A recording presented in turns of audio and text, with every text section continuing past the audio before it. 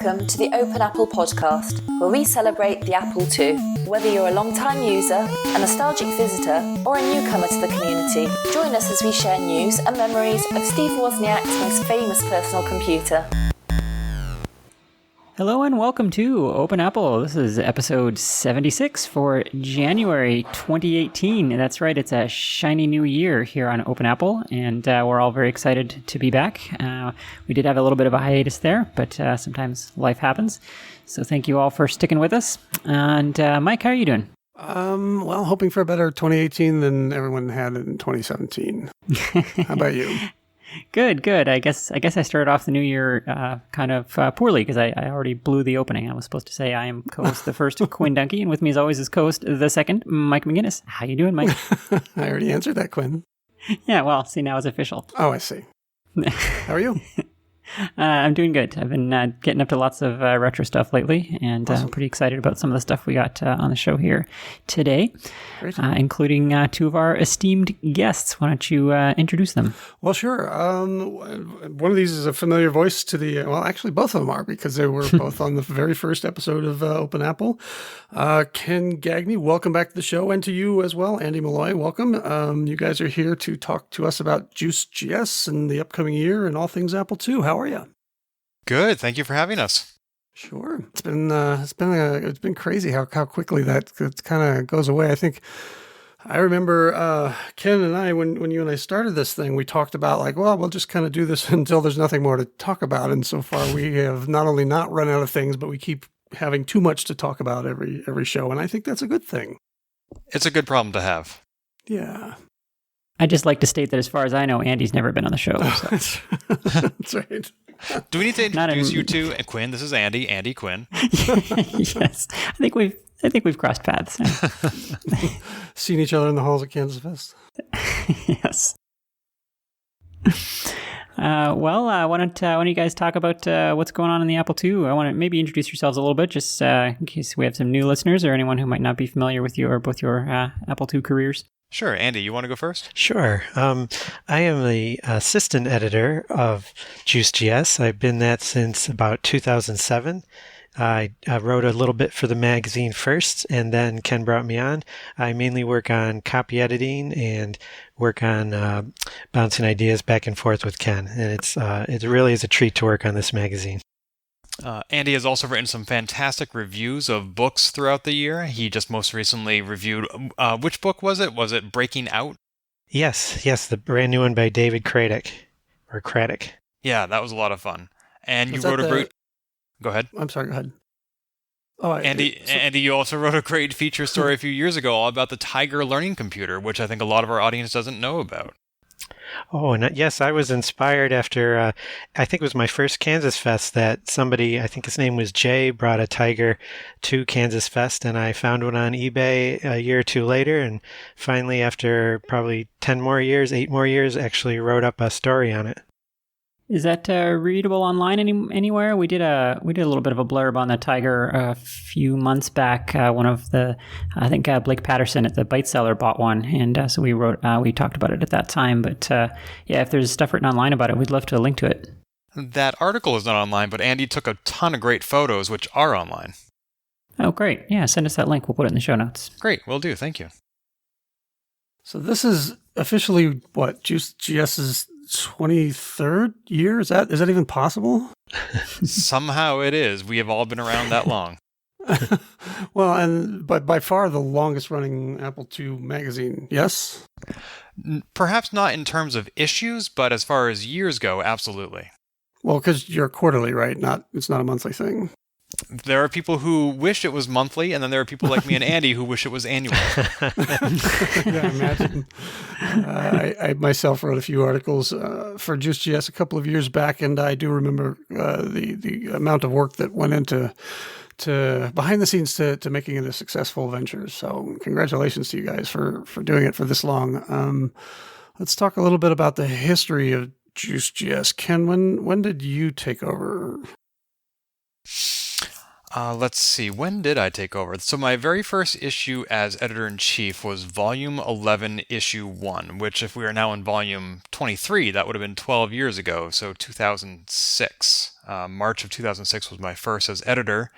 And then a year and a half later, September of 2007, was my first as publisher, which are two roles that in any mainstream publication would be entirely separated for very business and ethical-oriented reasons. But in the Apple II community, there are so few of us that we need to wear multiple hats. So I am now editor and publisher. And it's not just because we're an unethical community, right? Ethics in retro computing, it's all about that. Oh, Corone. So Ken, how did you come to take over the magazine? Brute force. A coup. The other editors were all weaker. It was a bloodless coup, fortunately. Now, Max Jones was the editor-in-chief. He was the founder of the magazine way back in '96, and he did it for 6 years, at which time he got promoted in his day job to editor-in-chief of the Tribune-Star, the daily newspaper of Terre Haute, Indiana. And he didn't feel that he had the bandwidth to be editor-in-chief of two publications, so he handed off Juiced.GS, the editorship, to Ryan Suinaga, and the publication, or the role of publisher, to Eric Shepard of Syndicom. Those were the same role when Max was there. He was the editor and publisher. Then they split it out, and Syndicom became the publisher for about 5.5 years. For those first 4 years, Ryan was the editor-in-chief, and I was his associate editor, the same role Andy has now with the magazine. And Ryan basically said, I am just doing this to keep it alive. This is not what I'm cut out for. And he was hoping that 4 years later, I would take it over. I don't think he had that necessarily a timeline in mind, but he did say that that was basically his goal. And so 4 years later, I became editor-in-chief, and a year and a half later, Sheppy and I sat down at Kansas Fest, and he was starting to divest himself of various Syndicom properties back then. For example, A2 Central, which went to Sean Fahey, and Juiced.GS was one of those things he was looking to hand off, and so I wrested that from his grasp as well. And were there any? Was there anything surprising or unexpected about having to take over a magazine like this? I mean, it wasn't surprising that it happened, but I'm sure there are things I wasn't expecting, like that, like people who will never stop asking, when are you going to release it as a PDF magazine? I'm like, I've answered that question so many times over the years. I'm hoping maybe someday they'll just stop asking, but I guess I really shouldn't be surprised by that. No, I would say it took about 4 years to really get into the groove of being editor. I tried several different print houses, and there were some that had good quality but high prices, some that had low quality and low prices. And I finally found one about 7 years ago. It's about a 45-minute drive from my house now, and they have both great quality and great prices, and they've been doing Juiced.GS for us for so long that they know exactly what to expect. I used to have to hand deliver a thumb drive with a PDF to whatever print shop I was using and have them print me a proof so I can see what it was going to look like, so I could verify, yes, this is exactly as I intended. But with this print shop, they know what Juiced.GS is supposed to look like, and I can just send it to them and trust that it's going to come out perfect. So that's been a nice evolution of that relationship. So I'm sorry, I have to ask, since you brought it up now, I'm sure a lot of our listeners are wondering what the answer to the PDF question is. Aha! So, in fact, just this morning, as we record this, I added a whole new page to the Juiced.GS website. The website is www.juiced.gs/FAQ is the new page I've added. And one of the questions is, why isn't Juiced.GS available as a PDF? There are a couple of answers. One is that, well, first of all, we fully recognize and respect and appreciate the benefits of publishing as a PDF magazine. You know, lower distribution costs, full color printing, easy indexing and archiving, etc. And that's why we have released the first 40 issues of Juiced.GS as PDFs. We printed 88 issues. 40 of them are available as PDFs. And every now and then we take some thematically related content from all our history and bundle it up into a Juiced.GS concentrate, as we call it. So you can buy a PDF that is just about BBSs or just about interactive fiction or just about podcasting. So those are all available as PDF. The reason we don't release new issues as PDF are a couplefold. One is that, surprisingly, there isn't actually a lot of demand for it in comparison to our print edition. In the 10 years that I've been publisher, our print subscriber base has actually quintupled, which is... Ooh, that's a nice number. Yeah. Or, if I was speaking to your co-host, it would be Mike-tupled. Yes, exactly. Yeah, Sorry. Quintupling is much bigger than Mike-tupling, I think. Smoother. I'll leave it to you two to figure that one out. But also, the more subscribers we have, the more economical it becomes to publish Juiced.GS because we get bulk discounts. And so if we were to release a PDF edition and a lot of our print subscribers flocked to that, then that might actually jeopardize the wealth and health of the print edition, and we might have to cancel that. Some other reasons include that, a print publication sitting on your coffee table is much easier to remember to read, whereas a PDF is something you can just download and archive and forget about. And also, when you are reading content online, there are over 100 websites about the Apple II, but there's only one print magazine, and that's something special and unique, and I'd hate to have to lose that. Have you given thought to releasing a PDF in addition to the print magazine? So I have thought about doing some sort of a combo bundle where you have to subscribe and you get the PDF and the print edition. But I've had people tell me that they buy the print edition, and when it arrives, they pull out the staples, scan the issue into their iPad, and then throw the magazine away. And if people were forced into a bundle where they were getting the print edition just because they wanted the PDF, it kind of breaks my heart to think that they would be getting the issue in the mail and just throwing it away. Sounds like they're doing that anyway. Thanks, Quinn. Yeah, sorry, I know I'm not helping. It's fine. I amuse myself, though. So there must be I feel like there must be two sets of unique challenges for Juiced.GS in this day and age, both being a print magazine, which frankly is much less common of a thing than it used to be, and also, of course, being a magazine about Apple II. Can you talk about sort of what's unique about those two sets of challenges? What was the first challenge again? Just being a print magazine at all in 2017. Oh, sure. Or even 2018. Yes, that too. Sorry, I keep writing the wrong number on things in my head. It's fine. This is the month of Checkuary. Yes. You write the wrong dates on your checks. Although, who's writing checks anymore? I don't know. Yes. So actually, you're right that this economy has been dramatic, and this industry has been dramatically altered by online distribution, digital distribution. A lot of magazines have folded. Even the magazine I used to work at, Computer World, which had been around since the 60s, has since gone digital only. But the area of magazine publishing that is actually doing quite well is niche magazines, like things about very specific topics, like model railroads, for example. Magazines about that are doing really well. And I think that's because, A, there are so few places to get that information, they have so little competition, and two, that when you're already spending that much money on a hobby, what's a little bit more to get the magazine? So I think that's one of the reasons why we've seen our subscriber base do so well, is because the people who grew up with the Apple II or who were using it when it first came out are now old enough to have enough disposable income to indulge in nostalgia, and they can get back into their hobby with the Apple II or with Juiced.GS. Mm-hmm. Okay, interesting. And what is unique about being an Apple II magazine? Well, I would say the challenges of being an Apple II magazine are A, having people who want to write the content, B, people who want to read the content, and 3, there being enough content to produce. I've always said that those are my 3 challenges. If I can get those 3 things, then we'll stay in publication. So people who want to write the content include not only our staff, but also our freelance writers. The staff are people who are on an email list. There isn't necessarily an obligation for them to produce content, but they are consulted on all the content, and they do write quite a bit. Whereas our freelance writers, they might just write a one-off. I might reach out to them because they have an area of expertise, or they gave a presentation at Kansas Fest that I really liked, and I wanted them to present on that. And we've actually had a great growing cast of writers. Our last 15 issues, that's almost 4 years worth of issues, each of those 15 cover stories were written by a different writer. We had 15 different writers contributing cover stories to our magazine, including yourself, Quinn. Thank you. My pleasure. I think I might have another piece upcoming. Possibly, yeah. Spoilers.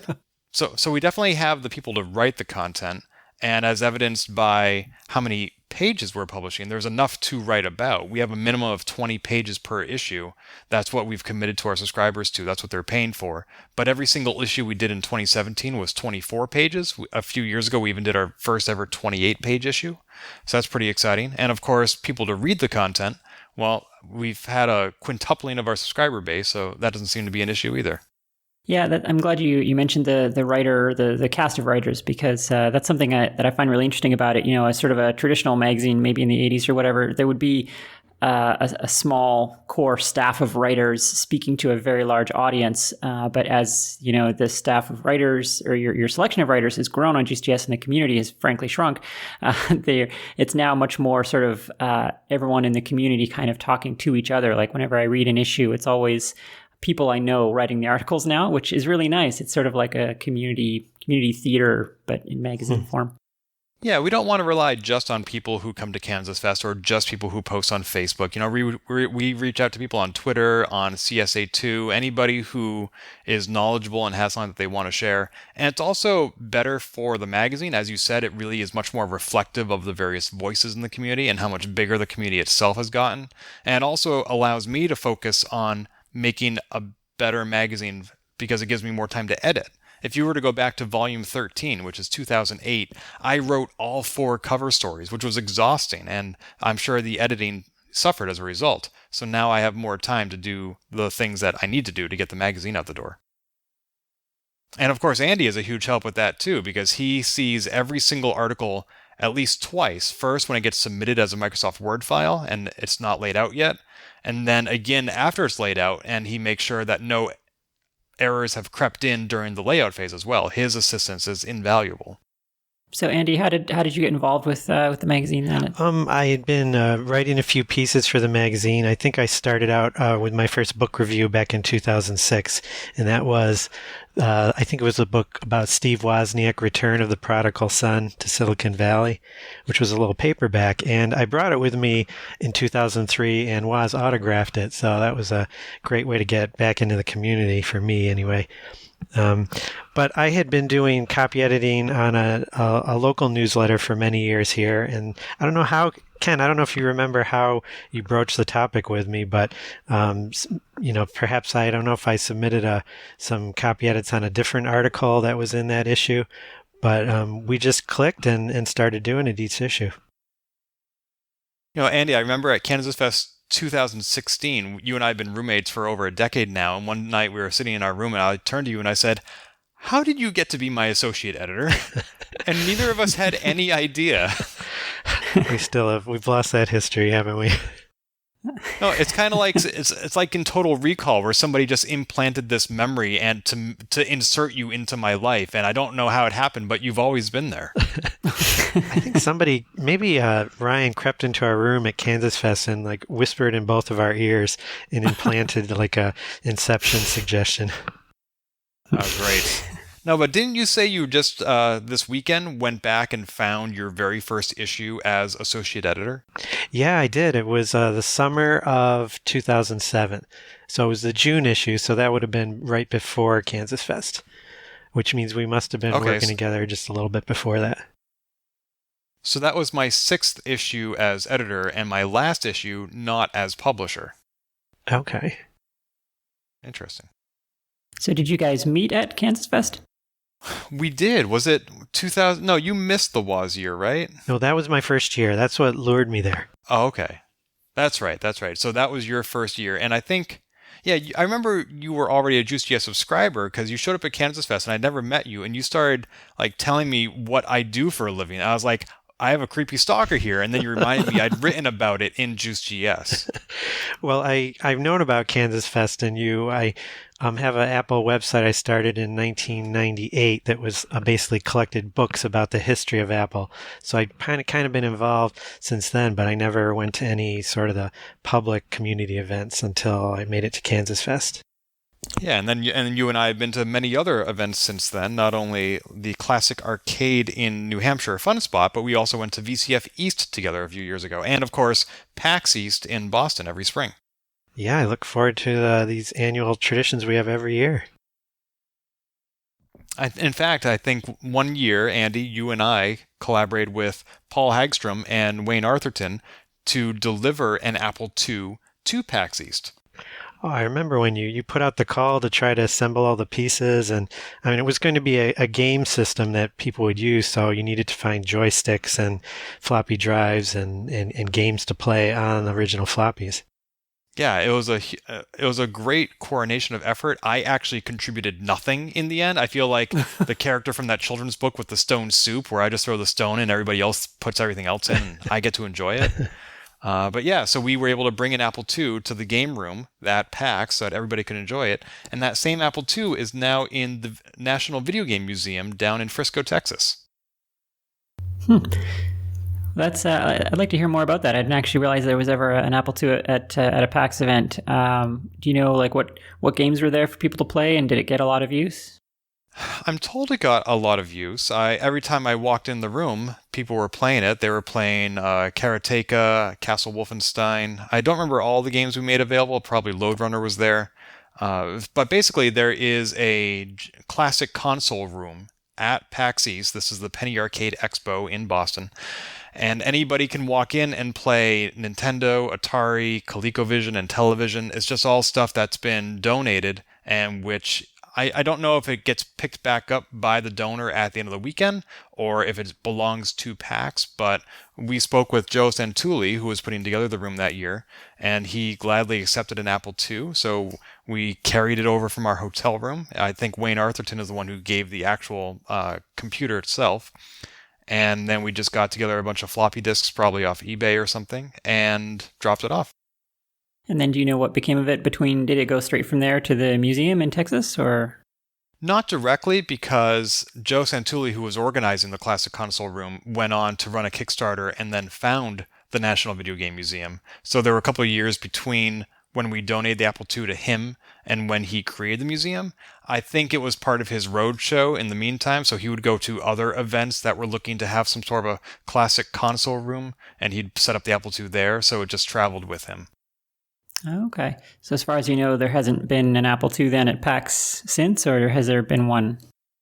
I haven't seen one. Have you, Andy? No, I haven't seen one either. We'd probably have to initiate it again. Well, if all the ones you donate end up in Texas, that could get expensive. So switching gears a little bit here, recently Juiced.GS has been able to sell some software products as well. Ken, would you like to talk about that? Sure. So that's been an exciting development for Juiced.GS, is getting into sort of the software publication or distribution business. And that started about 3 years ago when Mike Westerfield of the Byteworks, who I met at my very first Kansas Fest back in '98, he posted a message on Facebook saying he was looking to make his development tools available again. That would be Orca, Opus, etc. These had been available from an online retailer, but the availability had become limited, and they were not available as downloadable products, only as CD, which wasn't really economical for today's development purposes. So I reached out to him and I said, Juiced.GS used to be published by Syndicom. You've worked with Syndicom before. I would love to establish a direct relationship with you and sell your products online. So we hammered out a deal. It was actually more generous than I expected. He was a great collaborator in that respect. He sent me all his media files that he had from 2000, which was the last time he had made an arrangement like this. I packaged it all up, put it online, and it's been selling quite well ever since then. And that also established a precedent for other vendors. So last summer, Kelvin Sherlock reached out to me. You may know him from such games as G Shizen, for example. And he said that he had developed a cross-environment development tool for the Orca products, and he wanted to sell it online for just a mere $10. That it would be digital distribution only, unlike Orca, which is available as CD or USB. And so I said, sure. So we put that online, and that has sold quite well.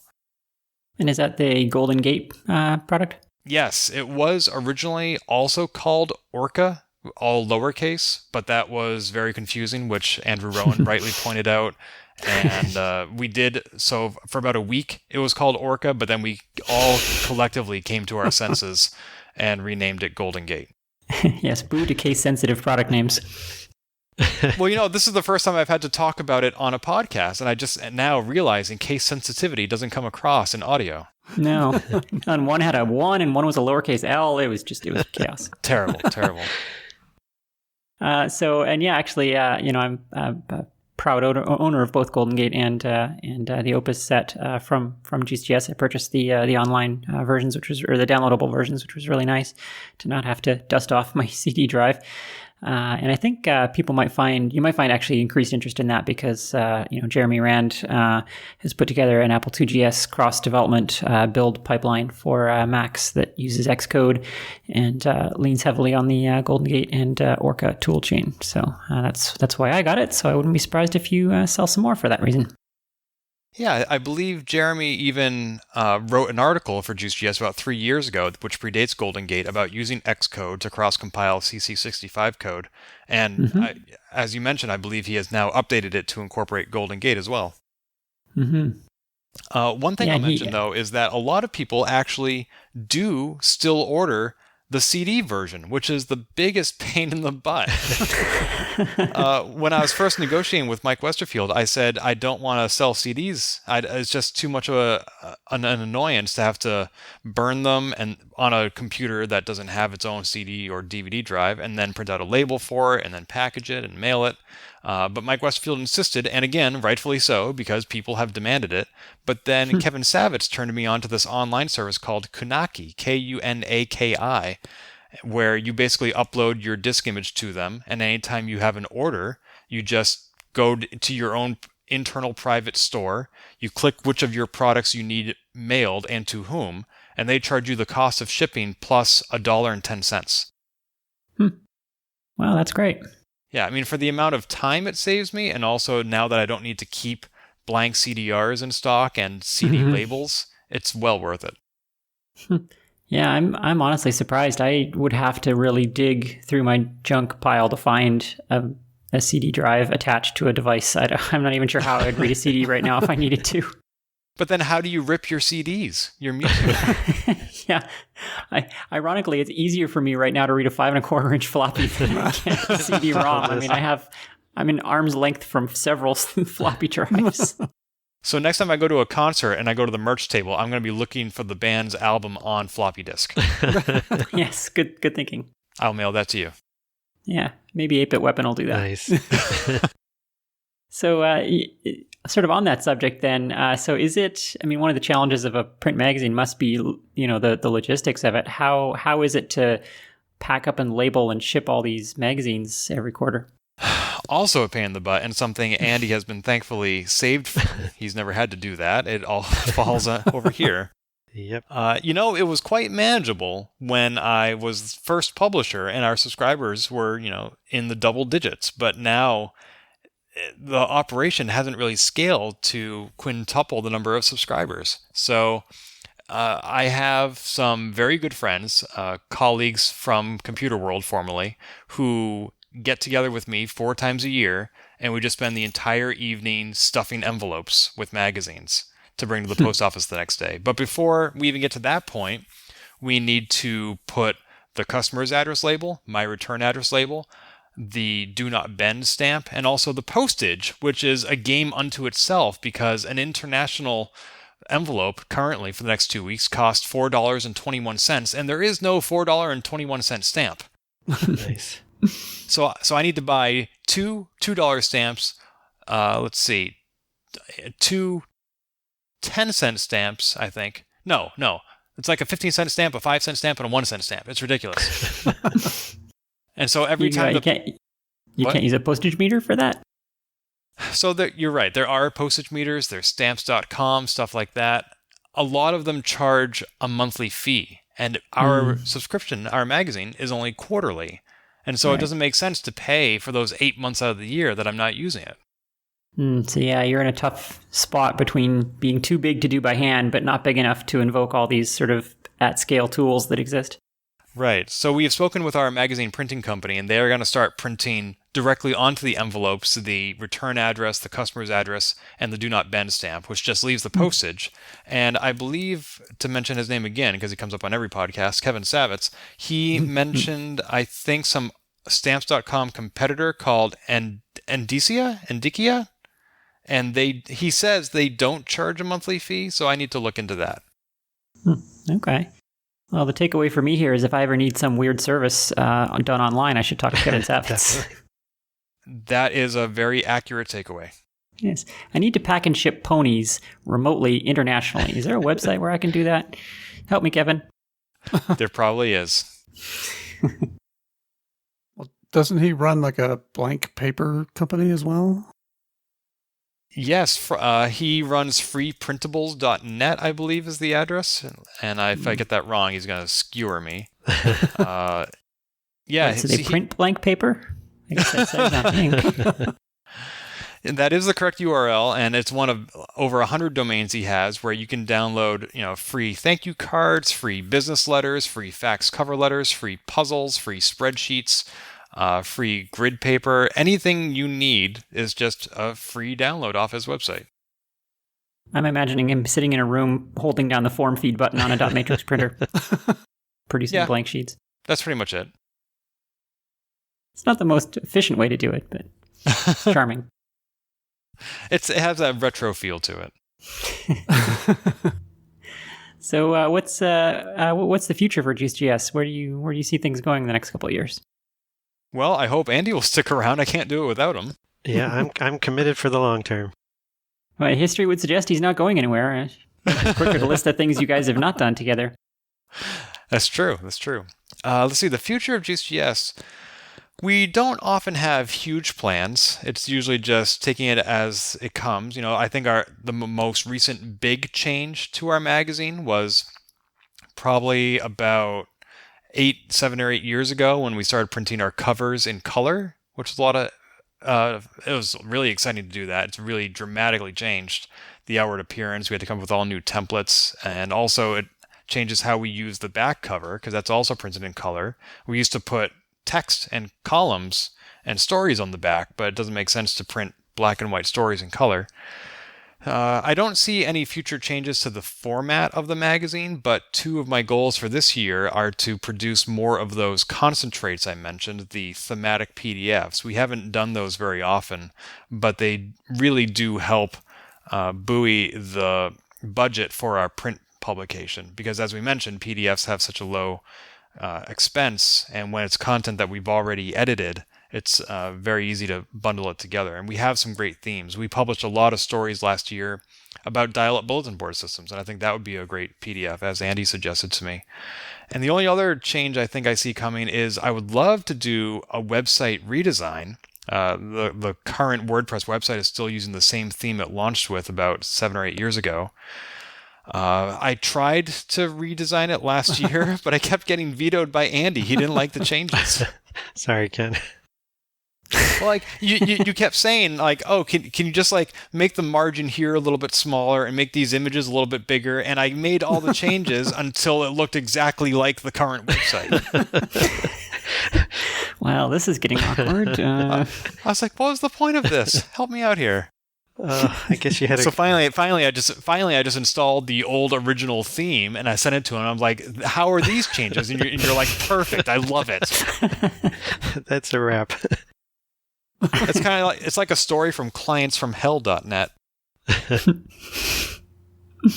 Anyway, so you've done some innovative things in recent history with Juiced.GS, including shipping out a floppy disk. Do you have any more things like that in store? Oh my gosh, mailing floppy disks was so much fun. We've done that twice now, 5 1/4-inch floppy disks. The most recent time we did it had a huge help from so many people. There was a lot of content on there that was contributed that people gave permission to include. Dagan Brock designed an original game just for us to put on that floppy disk. David Schmidt did a lot of the... Do you call it burning when it's a floppy disk? Writing, I guess. I don't know. Mass reproduction. He helped Carving? with that. And then we shipped them all out, and it was a lot of fun. Although, Quinn, you may remember there was one person on Facebook that was very disgruntled that we did not package the floppy disk to his specifications. Oh, yes. Yes, there was quite a kerfuffle, as I recall, over some people not being sufficiently satisfied with the efforts there. Yeah, I believe your contribution to the conversation was the sense of entitlement in this conversation is overwhelming. Yeah. I mean, I don't remember exactly what all happened, but it is pretty hard to stomach complaints about someone shipping you a floppy disk in 2018 or 2017 or whenever that was. Well, that's just it. I didn't ship it to him. The person complaining wasn't a subscriber. Oh, it's right. Even better. Yeah. So, oh, gosh. So just to fill people in, the 2 times we have mailed 5.25" floppy disks, we just put them right in the magazine with no cardboard or anything, and we just hope that the pages of the magazine will protect it during shipping. That and the "Do Not Bend" stamp. Every now and then, something goes awry, and out of hundreds of floppy disks, 1 or 2 got bent, and we provided free replacements, as well as a downloadable disk image to those who complained or who had that experience. The reason we don't package it properly is not because we don't know better, it's because Juiced.GS subscribers are paying to receive a magazine and nothing else. And so we had no budget by which to include anything else, and we did the floppy disk anyway just for fun. If it was something that they had paid for, then yes, absolutely. Just like when we mail Mike Westerfield's CDs, we package everything up properly so that the customer can get the product they paid for. But since this was a freebie that we were just throwing in, we did it on a shoestring budget, and 99% of the time, that worked fine. That's all. Well, it sounds like you should be sending out CDs. They don't bend, and apparently everybody wants them. We also have Juiced.GS thumb drives, a limited number of those, which I thought would be more popular because it has our logo on it, but nobody seems to want them. And those are hard to bend. Trust me, I've tried. Easy to break, but hard to bend. So I think we don't have anything like that coming up. The last time we did it, it was specifically to coincide with an interview we published with 4AM. Not that our floppy disk was necessarily copy protected, but we just felt like, how can we talk about 4AM and not include a floppy disk? Did he crack it? I'm sure he has by now, yes. Or she. Andy, do you have any big plans that I don't know about for Juiced.GS? No, I always run them by the editor if I've got any ideas. Well, that guy. Well, here's your opportunity. What would you like to run by me? Well, I just think as long as we can keep doing the mix that we've been doing, I mean, this past year we've had, we still have the new hardware reviews, software, game reviews. We're still interviewing people from the past, so we're getting history in there. As long as we can keep that mix going, I think that's a long-term stable way to keep the magazine going. And if we're going to throw little feelies and stuff in there, I think it's neat to have it come as a total surprise. So I like that even I, as the assistant editor, don't know about them. Surprise! Yeah, I'll second that, Andy. I mean, I really appreciate the mix, and it's something that we try to do here on Open Apple also, is because it's very easy to get just sucked into the history and nostalgia and have the whole show about how great everything was or how things were. But there's so much new going on, and the community is vibrant, and so we try to mix in both. So the moral of the story is be like Open Apple. A good act to follow. One more thing I would like to do is, what often happens is we receive 6 to 8 articles per issue, and Andy and I look at them and we decide which one of them should be the cover story. It's not too often that a story is actually written with the intention of being the cover story. And we have a kind of feature that we've only done a few times. It's called an Apple Core, and we've written 3 of them. And each of those was a cover story. One was about interactive fiction. One was about how Apple II users use Kickstarter, and then the other was about the 50th anniversary of AppleSoft Basic, or actually just Basic itself. I would love to do more big stories like that. I have one in mind, which would be about Patreon, and that's it. I've had that idea for about a year, and these ideas can be so big that that's how long it takes. But when I am pitching stories to magazines like Computer World or wherever, these are the kinds of stories that I am pitching. And so I need to pitch more of those stories to my own magazine or get other people to pitch them, because I love these big ideas that incorporate multiple voices and interview multiple people. And like when Steve Wyrick wrote the basic story, just pulls in a lot of history and a lot of references. So that's what I would like to see more of. So if someone wants to be the cover story, can they bribe you? Is there payola? Actually, it goes the other way. If they write a cover story, I pay them. Even better. Yeah, Yes. I wanted there to be payola, though. It's the Apple II community where even the corruption is nostalgic. I hope that didn't happen back in the day, did it? I don't know. No, Certainly tell payola me. did, but I can't speak to the Apple II magazine community. Tell me it didn't happen. I just can't have my foundation roped like that. Well, maybe we'll have Margot Comstock on the show, and we'll ask her if There you go. ever There you go. took bribes. Or Mike Harvey. There you go. All right, Mike, any last questions for our esteemed guests? So guys, looking back over the years, just off the top of your heads, what was your favorite 1 or 2 articles? Oh, ooh, that's a good question. I mean, I love all Say my mine. children equally. Say mine. Say No, mine. no, you don't get to Say do mine. that. Say mine. Well, Quinn's article and Mike's article, especially. Yay. Well, you know, Mike, you wrote a cover story for us in December of 2010. The title was The Apple III in Your Apple II.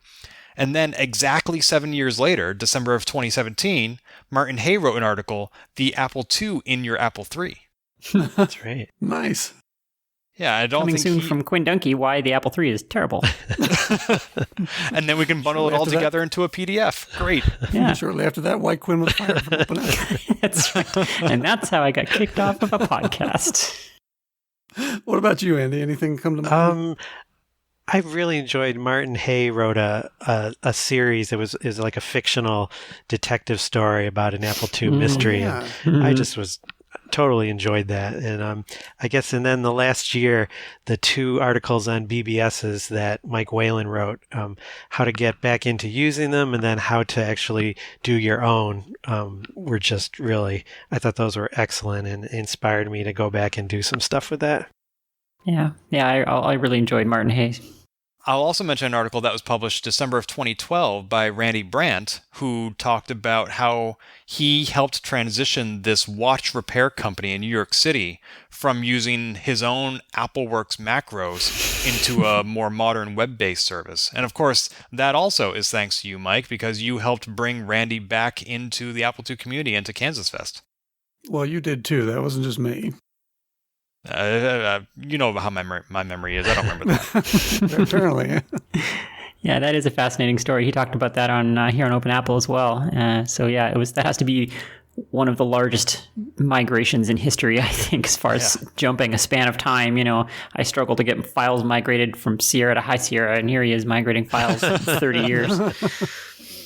Yeah, and I love the cover that Peter Neubauer designed for that issue. He took a Creative Commons image off Flickr and made it Apple II themed.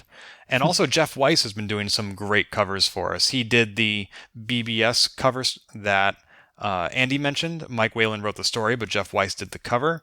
And then he also did this hilarious cover for, I think it was your coverage of Kansas Fest, Quinn. Was that the one where we were all running away on the baseball field? I think so, yeah.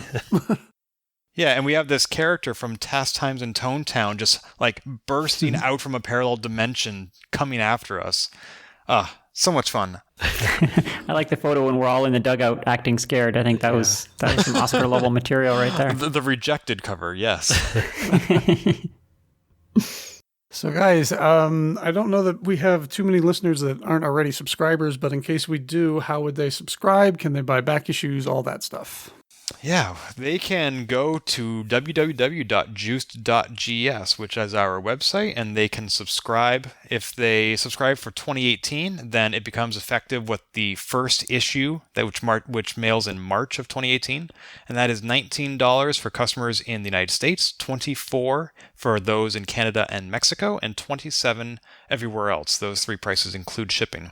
If they want to buy back issues, they are $16 per year, and each year is 4 issues, and that does not include shipping.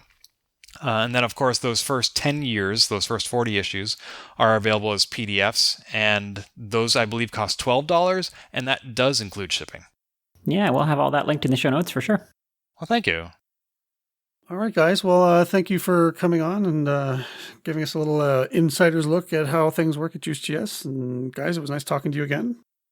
Thanks. It's great to be here, and thank you both for keeping Open Apple going. Sure. Yeah, we'll see you both at K-Fest this year. Yeah, and thank you for giving us 45 minutes of shameless plugs. We appreciate it. Sure.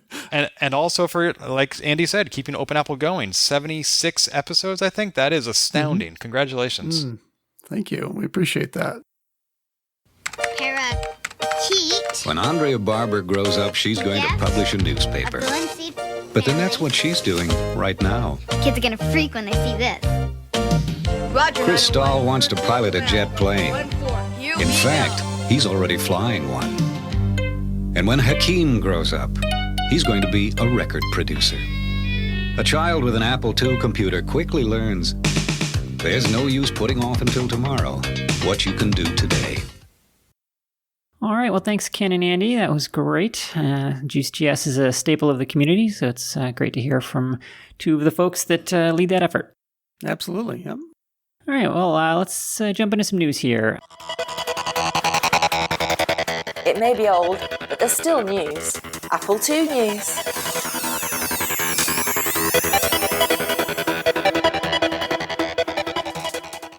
Let's see, the first item I've got here is an Apple II Plus in an FPGA. FPGAs, field programmable gate arrays, are what all the kids are playing with nowadays. And it seems like we've seen a lot of these types of things, people making Apple IIs out of, modern microcontrollers, various other things. So this is another one of those. This one is a bit interesting. It's a little more than the usual student project because, so first of all, there is a disk emulator built into it, which is kind of nice. You don't usually see that since that's kind of one of the hardest parts of the process. And the other interesting thing about it is that he built it. This is Stephen Edwards. We'll link to the article over on Hackaday. He built it specifically to demonstrate how much more power efficient modern electronics are, which is pretty interesting. So, the FPGA board, in addition to having this extremely complex silicon on it, has got, some various displays built in. It's got the SD card, it's got Wi-Fi, it's got Ethernet, various other things all running. And the whole thing uses about 5 watts. And he compares that pretty fairly using one of these like kilowatt things that you plug into the wall. He compares that to an Apple II with no monitor and no disk drive, just the machine itself running the same code, a little low-res graphics demo. And the Apple II clocks in at 22 watts. So that's pretty impressive. The FPGA is doing probably a couple of bajillion times as much work and using an order of magnitude less power. So science and progress and all that. Pretty amazing. So if you put an Apple II Plus on an FPGA, what would you then do with that FPGA? Write an article for Hackaday about it. I don't know how useful it is. Because you can't do a whole lot with it. I think he put the code in just from his disk emulator off an SD card. There's no keyboard or anything, so you can't really use it as an emulator or anything like that. So this is just kind of a toy project. It's also about the most expensive way, I think, to get an Apple II Plus, because these FPGAs are expensive, and the dev boards that you have to buy to program them. This dev board that he used is about $400. So I think you can buy 6 Apple II Pluses on eBay for that. So I wouldn't consider it a cost-efficient way to get into the hobby, but it's neat. And he has shared the core files and so on. If you want to play with FPGAs and Apple II related things yourself, you certainly can. And he's got a nice write-up about some of the challenges that were sort of unique to the Apple II implementation. One thing I like about the article that he wrote is he describes Apple IIs and 80s computers in general in the same way that I always describe them, which is that they were video generators with a little bit of computer-related stuff glued onto them, because generating the video was by far the hardest part of what these old computers did. And so most of the hardware was in some way dedicated to producing a video signal. And then, because the CPU and the RAM and stuff, so that's easy. They're just off-the-shelf chips and you stick them in there. But the graphics is the hard part. Well, there's certainly something to be said for doing a thing for the sake of doing it, I guess. Yep. Yeah, climbing mountains because they're there and all that. Here's another mountain, in fact, that you're going to talk about. Yeah, so why stop there? Someone else has done something very similar. Smooth transitions. Yeah, it's like we went to Segway school. And I keep using that joke, but it's been a few months, so I get to use it works every time. Yeah. This next person has gone a little further back in time and produced an Apple I on an ESP8266. So if you're not in the sort of hacking maker community, you might not know what that thing is. The ESP8266 it's kind of become a hobbyist dev board along the lines of the Arduino or the Raspberry Pi, things like that. Sure. But what it actually is just a Wi-Fi chip. And it was produced, they got popular because they're incredibly inexpensive. Like, you can get them in bulk for like $1. And they were just intended as a little module that you could stick in like a refrigerator to, add Wi-Fi to your fridge, because everything has to have Wi-Fi in it now, right? The Internet of Things and all that. Of course. So this thing is literally, it's produced in the billions by, factories in China just to add Wi-Fi to everything. But the funny thing about it is that Wi-Fi and TCP/IP stacks and all that stuff are pretty processor intensive to produce. So the thing actually has quite a fast microcontroller built into it, and it's not really accessible. It's just there to produce and drive the networking. But people pretty quickly figured out how to unlock access to that microcontroller and program it. And so it has enough, it has more RAM than the Arduino does, and so it's actually a pretty powerful little dev board once you unlock it. So the community is built up around this thing, and someone has produced an Apple I on it. So there's a nice little write-up associated with it, kind of about a lot about the technical details of the Apple I and what was unique about it. Now, this is a microcontroller, so this is a software emulation of it rather than an FPGA or something like that. And what was interesting about the Apple I, of course, is that it didn't come with a keyboard. It came with instructions for how to build a keyboard. And so for this ESP8266 implementation, rather than like create some sort of keyboard and attach it to GPIO pins or something, he's taking advantage of the fact that this is in fact a Wi-Fi module, so it has Wi-Fi. And so he created sort of a separate process that uses the Wi-Fi to create a serial connection. And so you can telnet into it and use that as your keyboard. So the Apple I is none the wiser that it's getting keyboard input through a telnet connection over Wi-Fi. It must be one of the most sophisticated Apple I implementations ever. And it's a pretty neat thing. It's got there's pictures of it here running the classic demo that renders WAS in ASCII text and some of the other fun things that people do with Apple I's. And it's got a radio frequency out on it, so you can plug it into very old TVs. I have no idea how I would display a radio frequency signal if I had to today, but it's a neat thing, especially if you're into the ESP8266. Yeah, it feels kind of like a very long drive to take a very short walk. Yeah. Good for you, I guess. That's really cool coming up with the clever ideas like that. And hey, it's even Spectre and Meltdown proof. Yeah, that's right. Yeah, I just gave a presentation on that at work, actually. That's did you? Quite the fascinating set of vulnerabilities. Yeah, it is. I actually considered talking about it here on the show, but it's a little bit too far out of our wheelhouse. We'll save that for a special episode. Yeah, it's very fascinating, though. The technical details of those exploits are really cool, so I love talking about it. Anyway, so that's that article. All right, next item I have is gosh, I don't even know how to describe this one. So it's another Hackaday article. I guess you can see which blogs I read, and. So this one is, it comes from the, what do they call it? The 34.3C conference. Yeah, 34C3 conference over there in Germany, I believe. And it's the old Chaos Computer Club. Yeah, okay.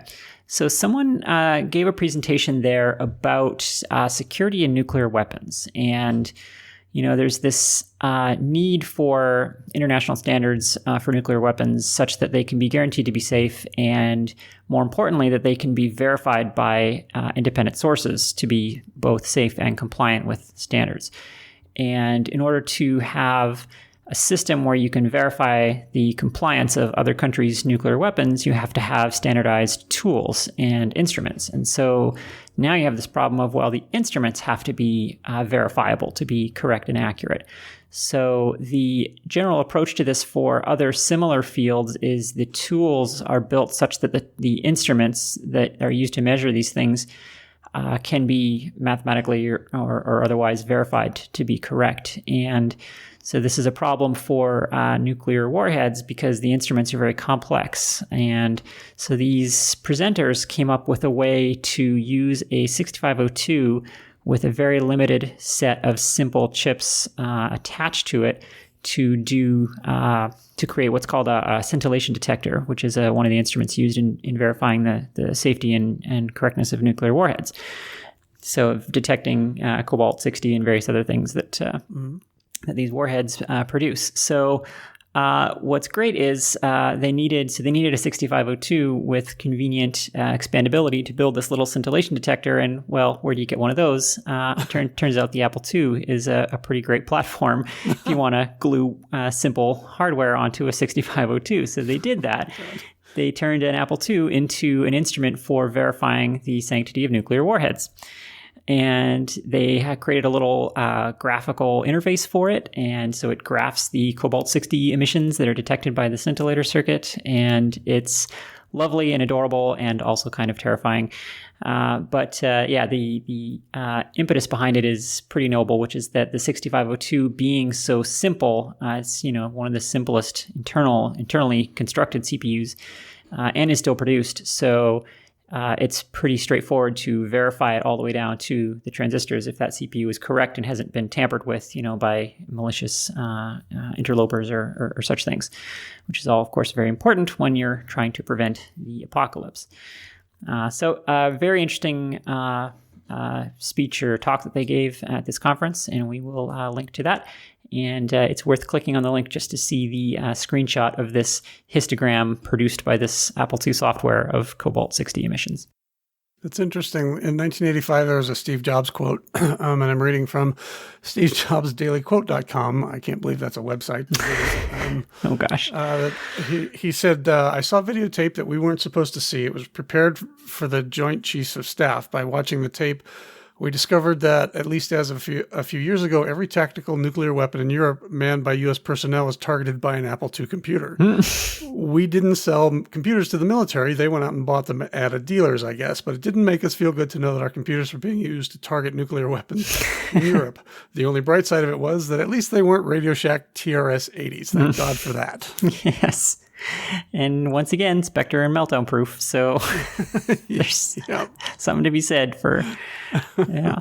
And in fact, that is part of the point that these presenters were making, is that, things like Spectre and meltdown affect modern CPUs because they're so complex. Yep. And the 6502 is so simple that you can verify and mathematically prove that no such vulnerabilities exist. Right. Cool stuff. That's deep security stuff. All right, back to the lighter side now. This is timely because Andy mentioned in the interview how his interest in BBSs was rekindled by Mike Whalen's articles in Juiced.GS. So I think we're just in time for this one. This is a bit of an older news item, but I think it's still running as far as I can tell. It's called Ready Player 2, and this is kind of a BBS scavenger hunt. So the idea is you have to sign into various Apple II BBSs and collect clues and solve an overarching puzzle. And there's a leaderboard, which we will link to over on applefritter.com, and showing there's quite a few people participating already. So the competition is tight, and there are prizes. So if you find the sneaky hidden password in all of these different BBSs, then you can submit your entry for prizes. And there are a bunch still remaining as of the 13th of January, this recording. So by the time we go live, hopefully this is still running. But if not, well, congratulations to everyone who won. But the prizes remaining as of now are a Y modem 232. That's the much coveted Wi-Fi RS-232 modem. Cool. Yeah, everybody wants one of those. They're hard to get right now. There's a boxed copy of Nox Archaeist up for sale once it's available. A Juiced.GS subscription, a copy of Opus 2 software, and a boxed copy of the print shop, which is delightful. So there's, like I say, lots of participation. I think this is really clever. This is a great way to engage people with BBSs and get people using them. And I'm really glad that, the people are doing this. Absolutely. And who knows, if the apocalypse comes and the internet collapses, BBSs might save us all. That's right. All right. Next up, I put this in as a news item rather than a feedback because it's kind of a great collection of stuff that I thought deserved a little more attention. So listener Jeremy Barhyde, who some of you may have met at Kansas Fest last year, all the way from Australia, and who's been an often writes into us here at the show. He's got a personal collection like a lot of us, but he has been going the extra mile, and he's been producing these really detailed write-ups on the various pieces of software that he's got. Lots of pictures, history, all sorts of things. So, and he's got a lot of really interesting things that I hadn't seen before. That we'll link to a few in the show notes here. But one of them is, for example, Slide Shop from Scholastic Software. That's not an item that I had seen before. It looks vaguely familiar, so maybe I saw an ad for it or something. But so yeah, more than just the software, he's got screenshots and the whole history of it and everything. Really nice write-ups. So it's a great preservation effort. All right. Well, I've been stealing the mic here all afternoon, Mike. Why don't you dive in with this next item?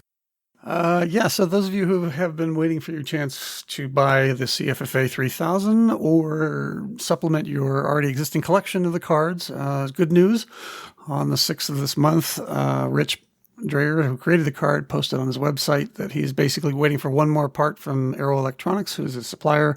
He says it should be here soon. All the other parts and PCBs are already at the assembler in California, and he's hoping to start pre-orders in late February. So, hop on that sign-up list now if you're not already, and go buy one when they come out. The runs tend to go pretty quickly, and there's a lot of time between, when the last one ended and the next one comes out. And I don't even know if he's going to do another one after this. So this might be your last chance.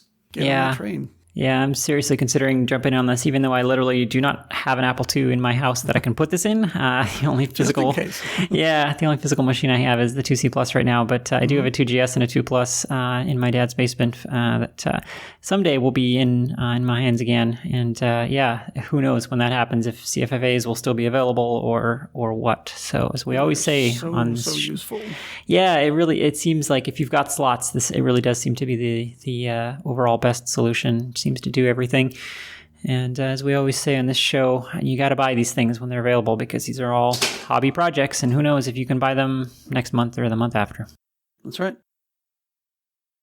All right. Well, Brutal Deluxe decided apparently that John Brooks was having all the fun over upgrading ProDOS, and they decided to do it themselves. What's going on here?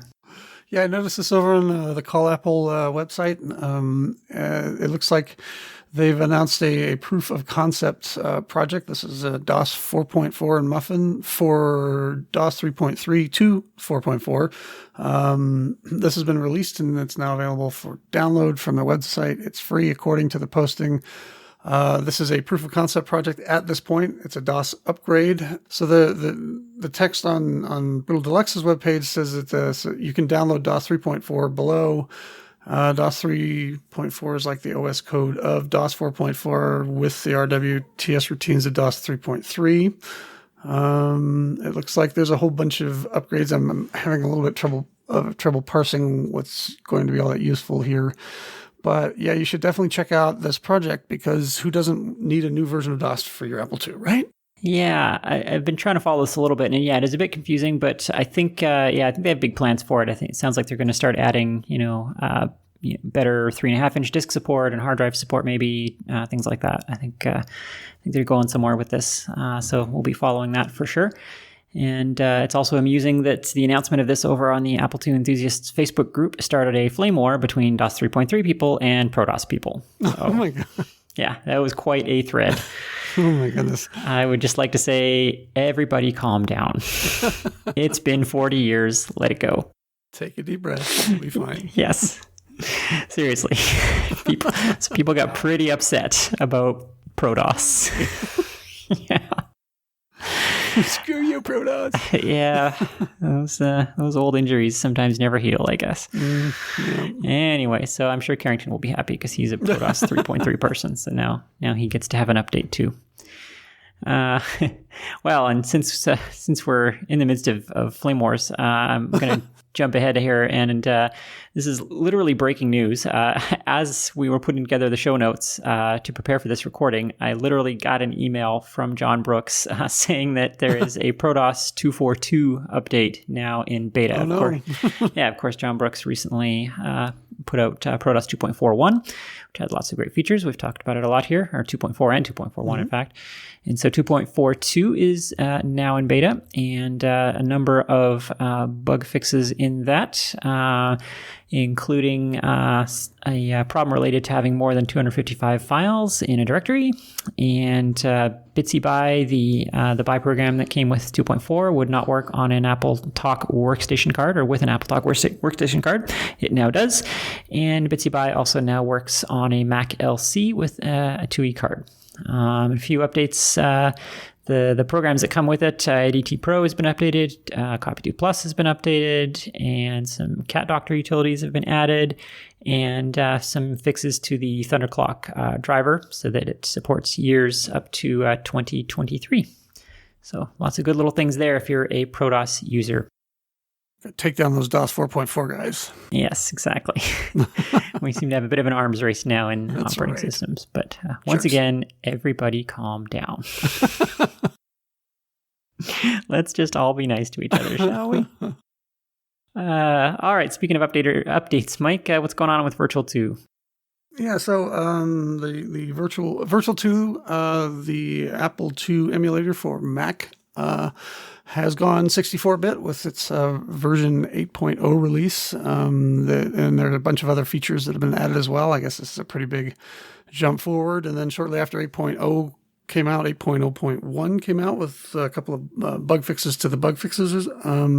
So run right out and get that. And if you haven't purchased this yet, you really should, because as far as I can tell, it's the best local emulator for your Mac for 8-bit Apple IIs. Yeah, for sure. There was a thread on this on Facebook recently too. A new member of the community had come in and asked about the state of emulators on Windows, and frankly, all of them have some significant issue. You know, Apple Win seems to be the most favored one, but it doesn't support mice properly, and there's all these other issues with all the various ones.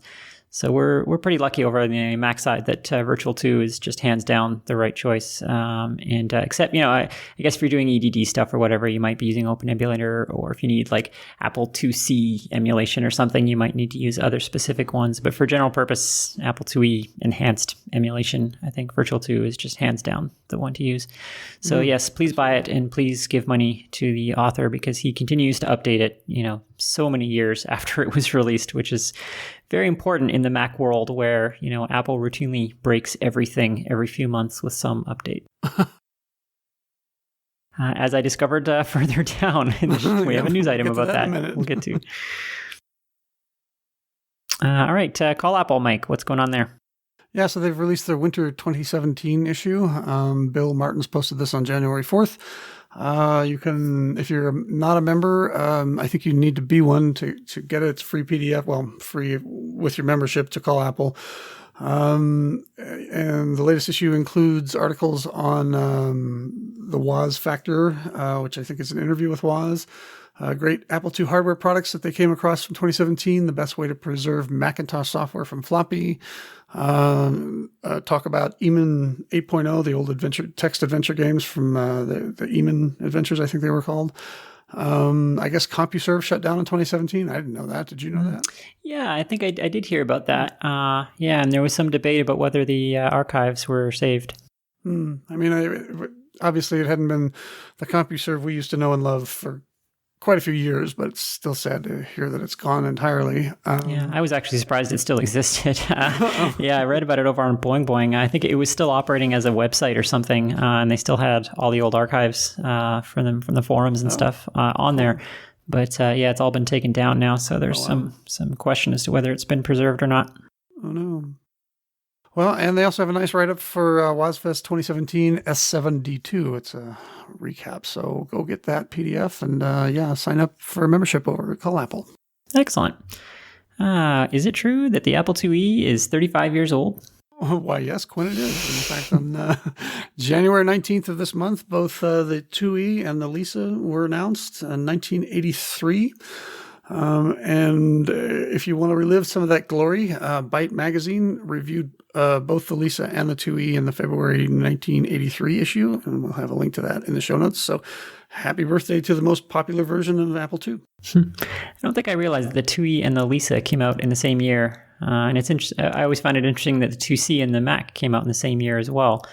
They're such different beasts, and one of them just seems decades ahead of the other in terms of technology. So it's interesting that both lines were running so parallel. Yeah, well, one was supporting the other, even if Jobs didn't want to admit it. That's right. Yeah, for all the advancedness of the Macintosh, they weren't making any money with them. Yeah, and so the IIe ran for 10 years before finally being retired in 93. And I think Dr. Stephen Weirich over at Apple2History.org has a nice write-up on why it happened to end in 93. And his supposition, I think, is that the only reason it didn't continue, well, I mean, I'm sure there was some financial ones, but was that's when Microsoft's license for AppleSoft Basic ran out. Oh, interesting. I didn't realize that. Huh. Yep. And then they think it probably would have been very expensive to continue to license it.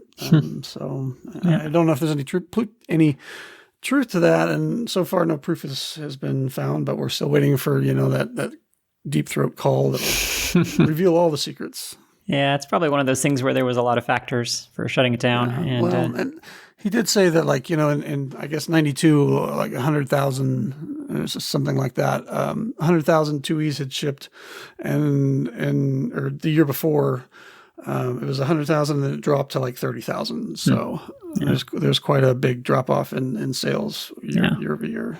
It is. That's one of my favorite Apple II factoids, actually. That in 1993, when PC users were playing Wing Commander with Sound Blasters and VGA, you could go into a store and buy a brand new Apple IIe, which is a chip from 1970. Yeah, which is basically unchanged from the late 70s as far as technology. And, right.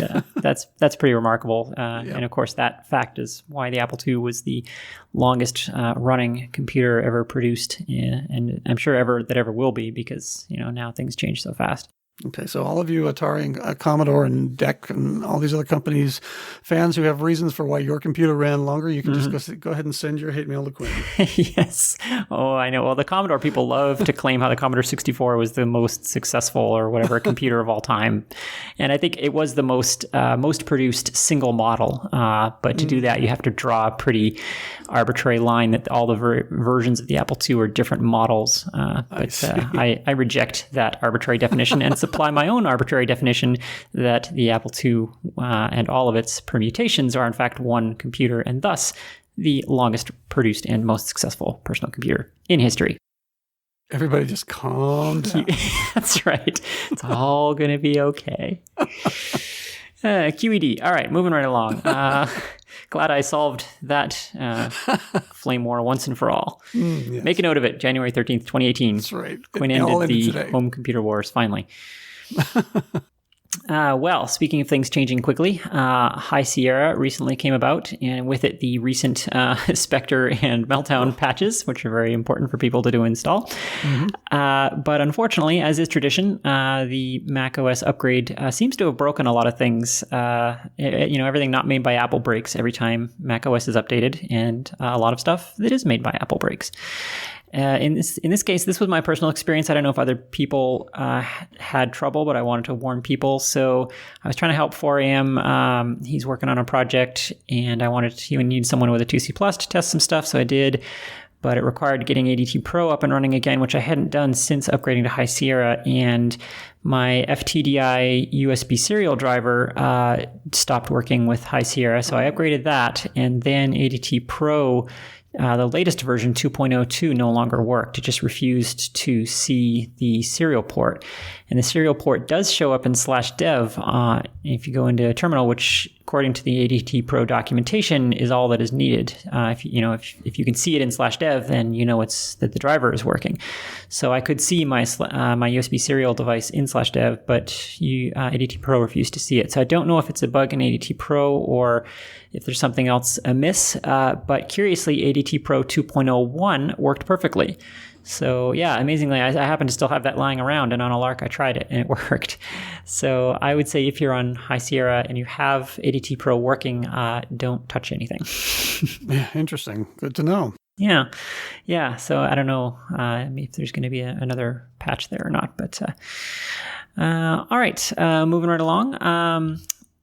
Mark wrote in of 6502 Workshop fame, wrote in to tell us that Nox Archaist, the Kickstarter that we talked about recently, is rebooting. Now, this is kind of an old news item, but we just missed the October show with it, which was kind of the last one before our unexpected hiatus there. So we'll cover it now just in case anyone missed the news. The Nox Archaist Kickstarter did not hit their goal, but the results were really encouraging, so they will be doing it again. They're just going to kind of regroup and maybe be a little closer to release before starting that again. So, of course, as soon as that is running again, we will announce it here, and I'm sure there will be lots of great rewards. One of the great things about their original Kickstarter was the rewards, name a town after yourself, or, be the bartender in the pub, or there's all kinds of great stuff. So I'm sure that will all be back, and we will talk about it here on the show. Yeah, we do know that other Kickstarter projects for similar vintage or retro software projects, games and things like that have been successful, so there's no reason why this one can't be as well. Yeah, I think it will be. I think these retro ones are tricky. You have to hit the sweet spot of the public consciousness, and you have to get just the right amount of press. And yeah, I think a lot of them that are successful, they get lucky with a mention on, Boing Boing or some other popular blog, and that really makes the difference. So, yeah. All right, Mike, let's talk Prince of Persia. Okay, well, obviously over the past few years, Prince of Persia has been talked about a lot. Jordan Mechner's been active on Twitter and social media, and he likes to talk about his games. Prince of Persia is one of the most popular ones, I think. And I don't know that there's anything entirely new in this article, but if you're just interested in how he did the animation, the rotoscoping, and things like that, there's a short little article over on Forbes where he discusses the specifics, and it's a quick, easy, and fun read. So check that out.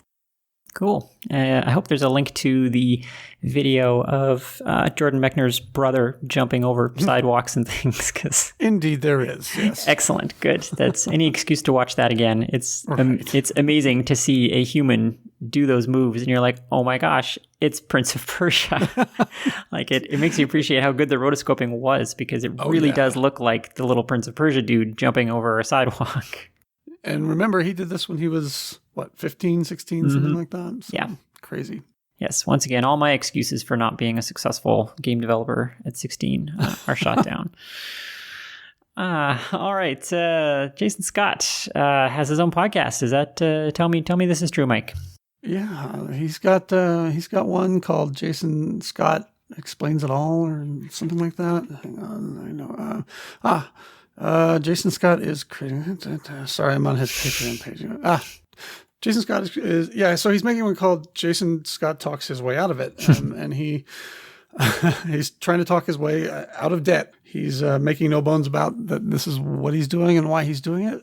He talks about his experiences on stage as a public speaker, and his as a hacker and a retro computer person and historian and all that stuff. And he's an employee at archive.org, so he's got some very interesting stories. Have you listened to any of these, Quinn? I have not had a chance yet, but it is on my to-do list. He's a very entertaining guy. Yeah, definitely check that one out. And also Benj Edwards, who's another retro tech writer. I think he's at time.com, maybe. Yeah, I've seen his byline somewhere. Yeah. Yeah, he's fairly high profile. He's on Twitter a lot and has a lot of neat stuff to talk about and post. He has also created one. His podcast only has 2 episodes so far. It's called The Culture of Tech. And like I said, only 2 episodes, but they're fairly, I think, big ones. The first interviewee was Woz, and he followed that up with Richard Garriott. So, certainly right up our alley. Excellent. And well, speaking of podcasts and sort of new ones, we should give a quick shout out to the Apple Time Warp podcast, the brainchild of John Romero. It's the very, very, very rarely updated, but very good when it is podcast. Yes. So he saves it up for the big ones, and you won't want to miss the latest 3-parter with a legendary Apple II programmer. Oh, and I can't believe we haven't mentioned this one. I don't think the Eaten by a Gru with Carrington and that Atari Kevin Savage. What's his guy? Seven Gavitz? Kevin? Something like Sevens. Carvin Gavitz? I don't know. There you go. Yeah, they talk about they play through Infocom games and talk about it, and it's really kind of okay, I guess. I mean, I don't want to give Kevin too much credit, but if you're bored, I'm kidding. It's awesome. Yes, it is good. It is good. And you might find one of your co-hosts making a guest appearance in the near future. What? How dare you? That's maybe. I can't promise anything. That's okay. I think I might have been on Antec or something. So. Did you have to take a shower after that? I sure did. The pancakes were good, though. You and your scanline interrupts. Ooh. All right. I think that's all our news items, unless you have any more you want to mention. I'm hilarious. That's what I want to mention. Yes, you are hilarious. No, I think that's good. Okay. How about we do another tech segment? Fasten your seat bits and warm up your soldering irons. It's time to talk tech. All right. Last month, I did a quick rundown on the fast graphics path on the 2GS. I talked about memory shadowing from, bank 1 into bank E1, and then moving the stack onto bank 1, and then pushing your pixels onto the stack, and then getting them shadowed into memory, because pushing on stack is super fast, and LDAing and STAing into bank E1 is super slow. So that, I don't know what that voice was. Real basic stuff. Yeah, I don't know what I'm doing there. Anyway, so that's sort of a very common technique, and one that outlined by Brutal Deluxe in the Mr. Sprite write-up, which we linked to last month. And so the legend John Brooks wrote in to kind of supplement that with some additional techniques, and it was a really great email, so I'm going to do my best to summarize the stuff that he included in there, some additional variations on that technique, and other sort of pro tips for writing fast 2GS software. John Brooks, of course, of Rastan and Tomahawk GS fame, and more recently of Protoss 2.4.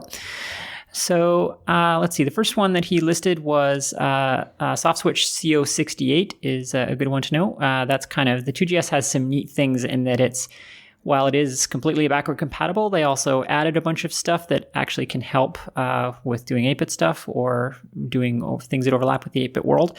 One of those is CO68, which is a combined soft switch that has a lot of the memory control switches in it. So things that used to take 2 different soft switches, involving the aux banks of memory and so on the 8-bits, can all be done with a single loader store. So that's a good tip. Another thing he recommends is avoiding 8-bit copies, not just because you're, of course, moving half as much data, but to avoid tempting instructions like MVN and MVP on the 65816, because in addition to only moving 8-bit chunks, they're also incurring twice as many 1 megahertz stalls because of the extra writes. So minimizing the count of writes is as important as minimizing or maximizing the size of those writes. So that's a good tip. He also points out that memory shadowing works on all memory banks, contrary to kind of what is sort of implied by the 2GS hardware reference. The where they talk a lot about shadowing 0 and 1 to E0 and E1, but in fact, you can shadow all banks. And so he suggests that as a good way to get multiple frame buffers and things like that. Good tip there. He also points out some alternate blitting techniques and also just fast memory techniques for writing to other banks. He recommends TSB, test and set bit. He says that's actually the fastest way to write absolute values to, or using absolute addressing is actually the quickest way, especially particularly for banks where the direct page and stack can't reach. So if you need to write into, those alternate frame buffers or things like that. So good tip. Don't forget about TSB.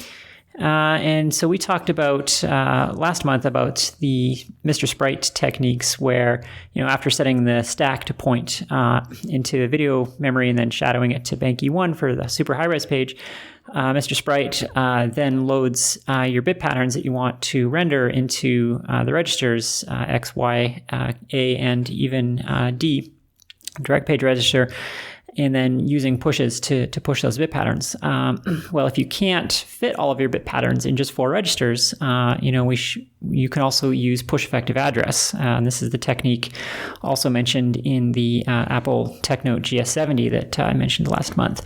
So don't forget PEA, push effective address. It's a very good one. It's not quite as fast as PHX and PHY and so on, but much, much more flexible. So a good choice in a lot of cases.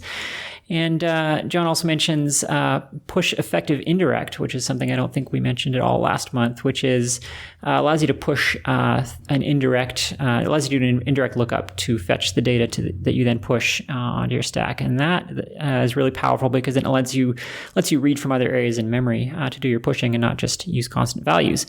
And so he recommends that for doing things like scrolling, which he says is how the scrolling in Rastan was done. That's a great tip.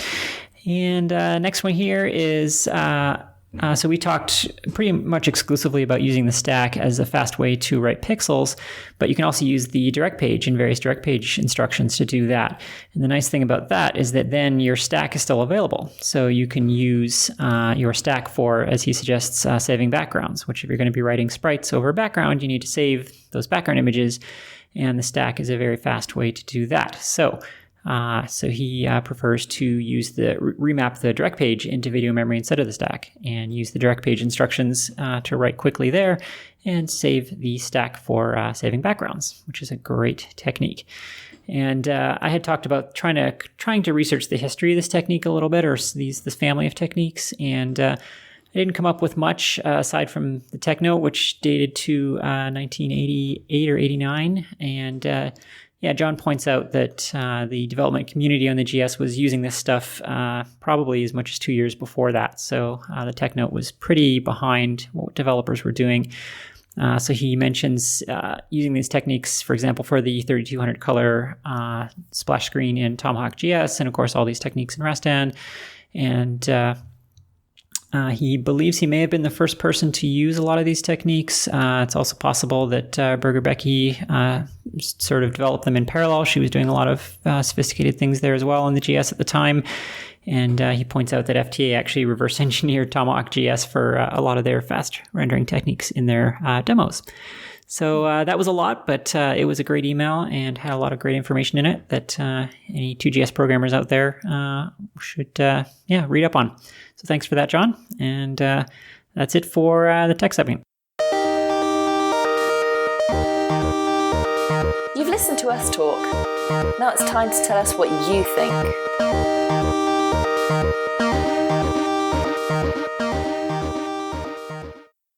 Let's see. So do you have any feedback, Mike? Let's see. Someone wrote in to us, and I don't know who specifically this was. They didn't leave their name, but it was from going back to September when we interviewed Mark Lemaire about Nox Arceus, the Kickstarter, the first time around. This is from InTV Prime. They're a group of Intellivision gamers. And they wrote and said, a great episode as usual. Your POV on publishers versus programmers and soft talk was spot on. As fans of the Intellivision console, along with the Apple II, it reminded us of what Mattel Electronics did with the original Intellivision developers. They were labeled the Blue Sky Rangers instead of allowing their names to be attached to the games that they created, which really pushed them to create Activision and iMagic and other independent venues. Anyway, great stuff. Thanks for producing it. So thanks, guys. We appreciate you listening. Yeah, I was actually an Intellivision person myself back in the day. And for a while, I was following the Intellivisionaries, which is an excellent podcast if you're into Intellivision. I think I only stopped listening because the episodes are super long. 6 or 8 hours long. Yeah, it's great content, but there's only so many hours in a day. And even with my... It's going to cost you a day, Yeah, I have a lengthy commute, but even with that, I couldn't quite get through 6 or 7 hour podcasts. But they're beautifully produced. One of the people that does the show is an electronic music producer, and so the music in it is fantastic. And they have a lot of great interviews with all the Blue Sky Rangers, and really terrific podcast if you are a fan of the Intellivision. And Garrett wrote in to ask us why Datasoft was horrible. And I think that started as a joke over on the podcast I did with Carrington Vanston for a while called No Quarter, where we talked about arcade games, and we were complaining about, it may have been RoboCop or one of those. It felt like one of those generic games, and one of us mentioned that Datasoft also made horrible Apple II games, and it sort of stuck. And honestly, I was looking through internet stuff the other day, and I couldn't even remember if it was Datasoft, DataMost, or Data East that I thought was horrible, because all of them seemed kind of, a lot of those games are just like, just like the Kung Fu Master was not good, and Commando, and stuff like that, where they took popular titles of the day, and I don't even know if they were legally, properly licensed, but made kind of really bad ripoffs. And like, I remember some of these games having like bad sound and graphics for the Apple II, which is really saying something, because the Apple II was not known for having great capabilities in any way, and to get reviews that these games were bad. But it may not have been DataMost or Datasoft. It may have been one of the other two. So if you love Datasoft, I apologize. Yeah, there was definitely a lot of schlocky porting going on at the time. I think I liked RoboCop, but I don't remember some of those other ports, whether they were good or not. Yeah. I think one of those companies, I forget which one, the company that did RoboCop, I think also did Renegade and a couple other games. They were doing a lot of double high-res stuff at a time when nobody else was. So I think the gameplay wasn't good, but they had someone on staff who could do double high-res. So they had a decent double high-res engine, and were doing a lot of stuff that looked really nice, which of course... Even if it didn't play well. Yeah, which, that sells games, but it was good to see that. Quick shout out to 4AM's Twitter feed if anyone hasn't been following it. He's been doing more edutainment cracks, and he posted some screenshots lately of the Mother Goose series, which had amazing double high-res graphics, like on par with anything from the King's Quest games or Neuromancer or any of the other big double high-res games. The Mother Goose educational games look amazing. So I always say those games are super underappreciated, and for further evidence of it. Well, and you always knew when they got their hands on somebody who actually knew what they were doing with double high res, because that was double high res is tricky. I think even now it's real difficult, and it's been around for long enough for people to dissect and try to understand. And so whenever a company suddenly started churning out like beautiful, gorgeous titles like that, you knew they'd hired someone special. Yeah, they had a programmer who could do it, or had an engine or something. Yeah, and there were some great ones. I mean, the Neuromancer game is fantastic. That's one of my when people ask what should I go to for double high res, that's my first go-to is Neuromancer. It's just a beautiful game. Even if Snow Crash was a better novel. Oh, wow. And that's how you got kicked off the podcast. Don't even start with me about Neil Stephenson versus William Gibson, because you will lose, sir. What's on eBay, Quinn? Nothing, because we don't talk about it. Okay. Do you have an eBay item? I don't have an eBay item. I thought there was one. No. Are we done with feedback? Is that it for feedback? Sure. I don't think I want to delve into that much further. So we'll call that done. All right. Yeah, we didn't get much feedback because we were off the air for 3 months. So that's right. Strangely, people didn't write. I mean, we did get emails going like, when are you going to publish again? Well, yes. Now we're back to publishing. So there you go. Yeah, I got a few sad tweets asking if we were gone. Aww. But we're not. We're back. Yay. All right. I think that's all I have for the show. Is there anything else you want to talk about, Mike? No, just thank you for everyone for listening and sticking around. Thanks to Ken and Andy for joining us. It was a great talk about Juiced.GS. And I know that Patreon kind of got their wrists slapped after trying to do naughty things with your money, and we did lose some contributors over that, and that's okay. We respect your decision. But if you do want to contribute, we're still on Patreon, and we really appreciate the contributions. It helps us pay for bandwidth and storage space on the network and things like that. And we will love you forever. Yeah. Patreon briefly tried to shift a bunch of fees over from us, the producers, over to the patrons. And there was a huge backlash about that for obvious reasons. We don't want you guys paying our fees for using their service. So definitely. Luckily they backed off of that. So if you are all able to, we certainly appreciate you becoming a patron to help this show go. And if you do want to contribute and you don't like Patreon, you can send either Quinn or I PayPal contribution. We'll take those too. You can just email us at podcast@open-apple.net, and we'll give you the information for that. Yep, we got buttons on the blog, I believe, for that as well. Right too. Yeah, so we'll have links in the show notes as always. Yeah, so happy birthday, Apple IIe, and hopefully everyone has a better 2018 than they did a 2017. Yes. All right, thanks everyone. We will see you all next month. Bye, everybody. The Apple II, small, inexpensive, simple to use. The first computer an individual could take out of the box, plug in, and run.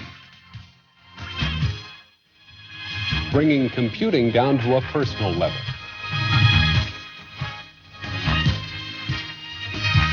One person, one computer. Throughout the world, more than 750,000 Apple IIs are being used, the largest installed base of any computer manufacturer. With the most software and peripherals, all of this makes Apple the personal tool for a wide array of markets. Business, home, education, science. But the personal computer market has not stood still.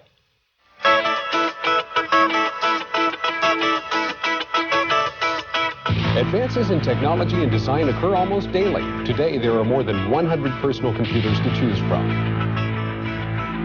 Apple maintains its leadership role by using advanced technology to improve the industry's #1 product.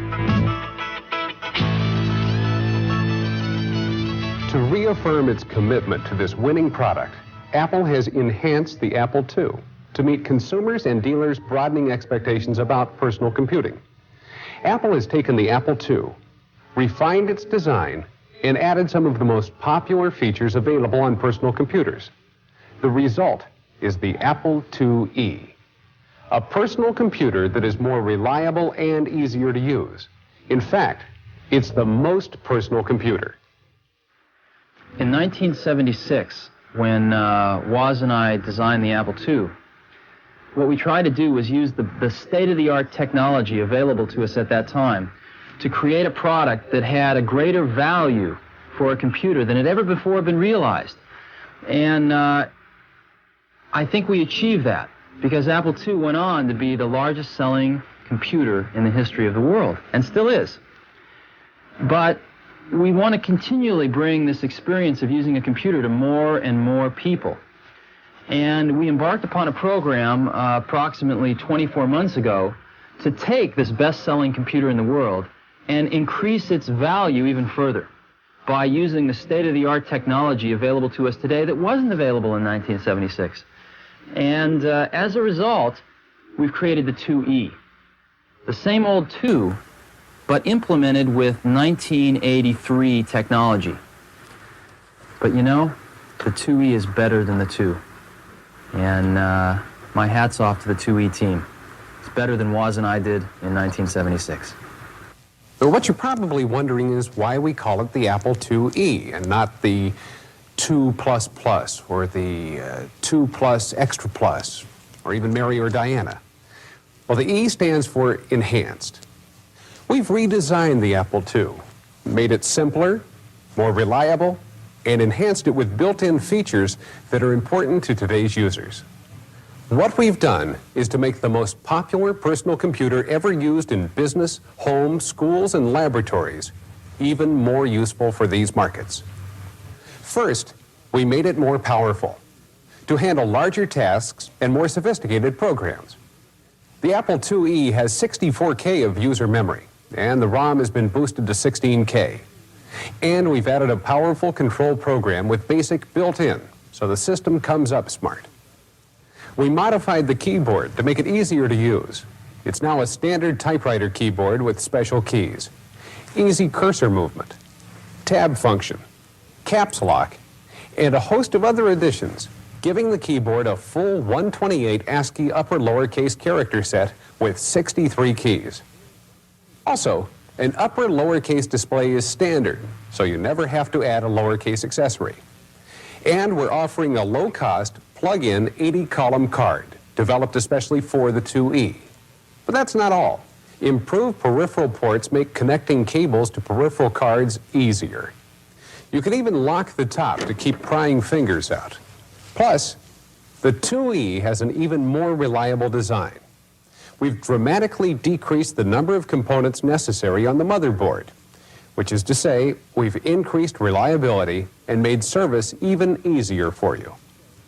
The product's introduction has been carefully orchestrated to ensure that the IIe follows in the distinguished footsteps of the Apple II. In fact, to become the most personal.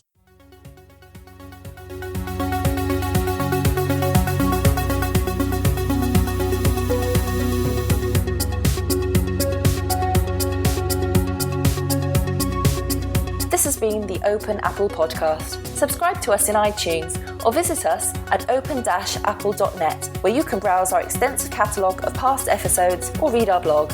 If you like what you've heard today, or even if you didn't, your comments, questions or ideas are always welcome. Send them to feedback at open-apple.net.